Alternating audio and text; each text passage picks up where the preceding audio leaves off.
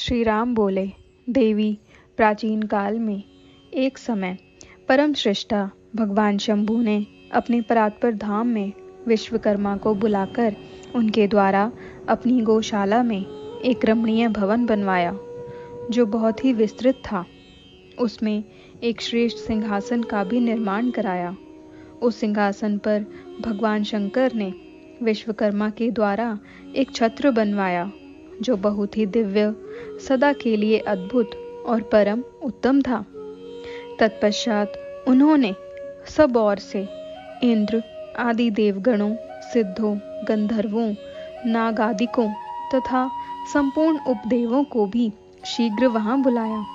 समस्त वेदों और आगमों को, पुत्रों सहित ब्रह्मा जी को, मुनियों को तथा अप्सराओं सहित समस्त देवियों को, जो नाना प्रकार की वस्तुओं से संपन्न थी, आमंत्रित किया। इनके सिवा देवताओं, ऋषियों, सिद्धों और नागों की 16 सोना कन्याओं को भी बुलवाया, जिनके हाथों में मांगलिक वस्तुएं थी।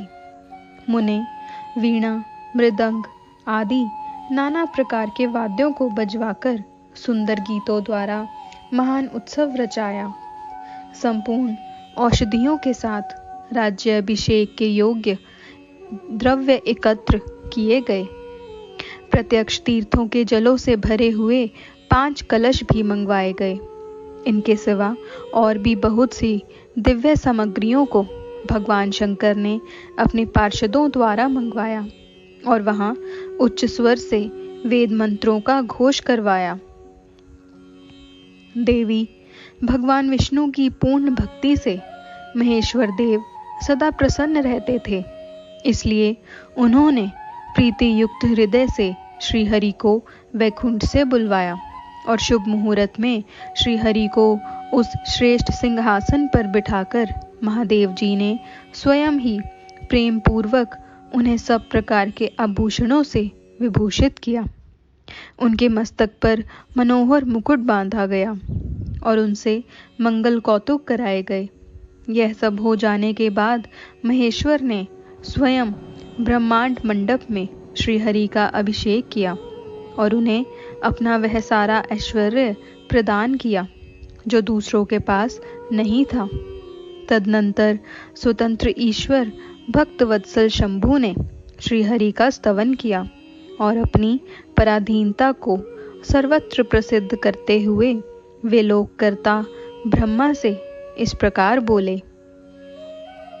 महेश्वर ने कहा, लोकेश, आज से मेरी आज्ञा के अनुसार ये विष्णु हरि स्वयं मेरे वंदनीय हो गए। इस बात को सभी सुन रहे हैं। तात, तुम संपूर्ण देवता आदि के साथ इन श्री हरि को प्रणाम करो और ये वेद मेरी आज्ञा से मेरी ही तरह इन श्री हरि का वर्णन करें। श्री रामचंद्र जी कहते हैं, देवी, भगवान विष्णु की शिव भक्ति देखकर प्रसन्न चित्त हुए वरदायक भक्तवत्सल रुद्रदेव ने उपर्युक्त बात कहकर स्वयं ही श्री गरुड़ध्वज को प्रणाम किया। तदनंतर ब्रह्मा आदि देवताओं, मुनियों और सिद्ध आदि ने भी उस समय श्री हरि की वंदना की।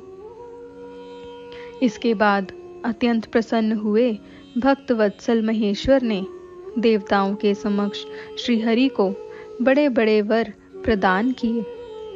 महेश बोले, हरे, तुम मेरी आज्ञा से संपूर्ण लोकों के कर्ता, पालक और संहारक हो। धर्म, अर्थ और काम के दाता तथा दुर्नीति अथवा अन्याय करने वाले दुष्टों को दंड देने वाले हो। महान बल पराक्रम से संपन्न जगत पूज्य जगदीश्वर बने रहो। सम्रांगण में तुम कहीं भी जीते नहीं जा सकोगे। मुझसे भी तुम कभी पराजित नहीं होगे।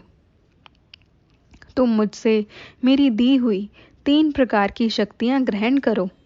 एक तो इच्छा आदि की सिद्धि, दूसरी नाना प्रकार की लीलाओं को प्रकट करने की शक्ति और तीसरी तीनों लोकों में नित्य स्वतंत्रता।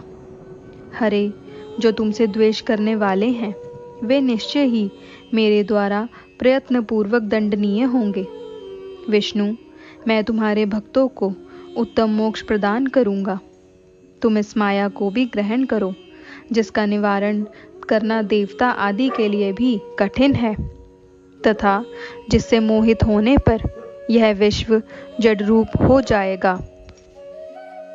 हरे, तुम मेरी बाईं भुजा हो और विधाता दाहिनी भुजा है।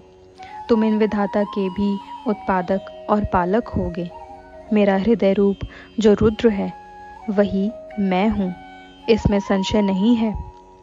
वह रुद्र तुम्हारा और ब्रह्मा आदि देवताओं का भी निश्चय ही पूज्य है। तुम यहाँ रहकर विशेष रूप से संपूर्ण जगत का पालन करो। नाना प्रकार की लीलाएं करने वाले विभिन्न अवतारों द्वारा सदा सबकी रक्षा करते रहो। मेरे चिन्मय धाम में तुम्हारा जो यह परम वैभवशाली और अत्यंत उज्जवल स्थान है, वह गोलोक नाम से विख्यात होगा। हरे, भूतल पर जो तुम्हारे अवतार होंगे वे सबके रक्षक और मेरे भक्त होंगे। मैं उनका अवश्य दर्शन करूंगा। वे मेरे वर से सदा प्रसन्न रहेंगे। श्री रामचंद्र जी कहते हैं, देवी, इस प्रकार श्री हरि को अपना अखंड ऐश्वर्य सौंपकर उमा वल्लभ भगवान हर स्वयं कैलाश पर्वत पर रहते हुए अपने पार्षदों के साथ स्वच्छंद क्रीड़ा करते हैं। तभी से भगवान लक्ष्मीपति वहां गोप वेश धारण करके आए और गोप गोपी तथा गौओं के अधिपति होकर बड़ी प्रसन्नता के साथ रहने लगे।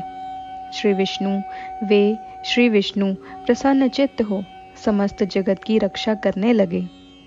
वे शिव की आज्ञा से नाना प्रकार के अवतार ग्रहण करके जगत का पालन करते हैं। इस समय वे ही श्रीहरि भगवान शंकर की आज्ञा से 4 भाइयों के रूप में अवतीर्ण हुए हैं। उन 4 भाइयों में सबसे बड़ा मैं राम हूँ, दूसरे भरत हैं, तीसरे लक्ष्मण हैं और चौथे भाई शत्रुघ्न हैं। देवी, मैं पिता की आज्ञा से सीता और लक्ष्मण के साथ वन में आया था। यहाँ किसी निशाचर ने मेरी पत्नी सीता को हर लिया है और मैं विरही होकर भाई के साथ इस वन में अपनी प्रिया का अन्वेषण करता हूँ। जब आपका दर्शन प्राप्त हो गया तब सर्वथा मेरा कुशल मंगल ही होगा। माँ सती, आपकी कृपा से ऐसा होने में कोई संदेह नहीं है। देवी, निश्चय ही आपकी ओर से मुझे सीता की प्राप्ति विषयक वर प्राप्त होगा। आपके अनुग्रह से उस दुख देने वाले पापी राक्षस को मारकर मैं सीता को अवश्य प्राप्त करूंगा। आज मेरा महान सौभाग्य है जो आप दोनों ने मुझ पर कृपा की। जिस पर आप दोनों दयालु हो जाएं, वह पुरुष धन्य और श्रेष्ठ है। इस प्रकार बहुत सी बातें कहकर कल्याणमयी सती देवी को प्रणाम करके रघुकुल शिरोमणि श्री राम उनकी आज्ञा से उस वन में विचरने लगे।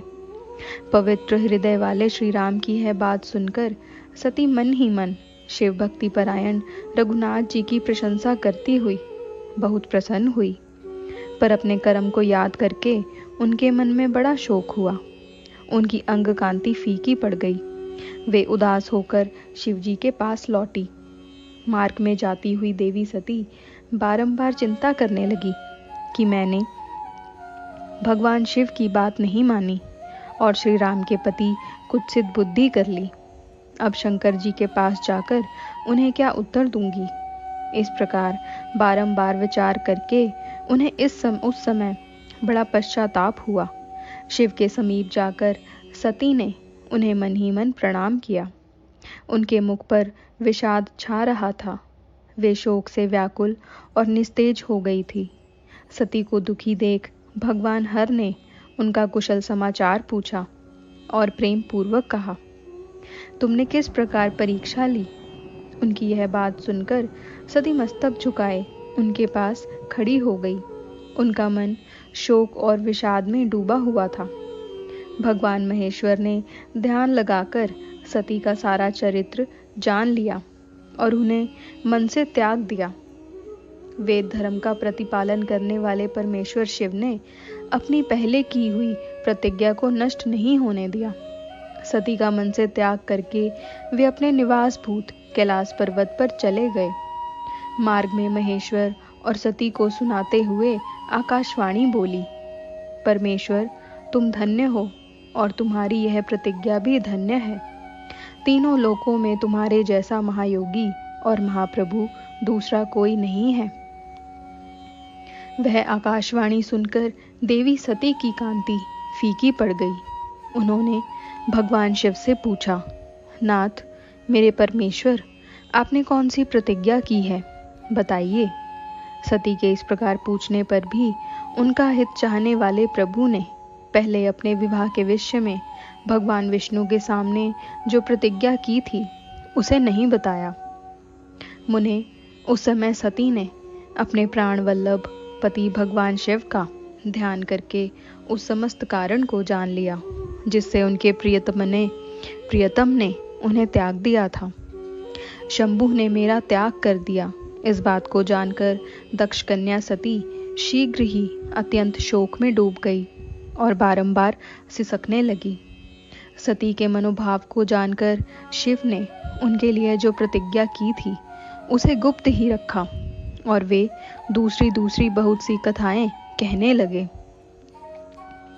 नाना प्रकार की कथाएं कहते हुए वे सती के साथ कैलाश पर जा पहुंचे और श्रेष्ठ आसन पर स्थित हो चित्त वृत्तियों के निरोध पूर्वक समाधि लगा अपने स्वरूप का ध्यान करने लगे। सती मन में अत्यंत विषाद ले अपने उस धाम में रहने लगी। मुने, शिवा और शिव के उस चरित्र को कोई नहीं जानता। महामुने, स्वेच्छा से शरीर धारण करके लोक लीला का अनुसरण करने वाले उन दोनों प्रभुओं का इस प्रकार वहां रहते हुए दीर्घकाल व्यतीत हो गया। तत्पश्चात उत्तम लीला करने वाले महादेव जी ने ध्यान तोड़ा। यह जानकर जगदम्बा सती वहां आई और उन्होंने व्यथित हृदय से शिव के चरणों में प्रणाम किया।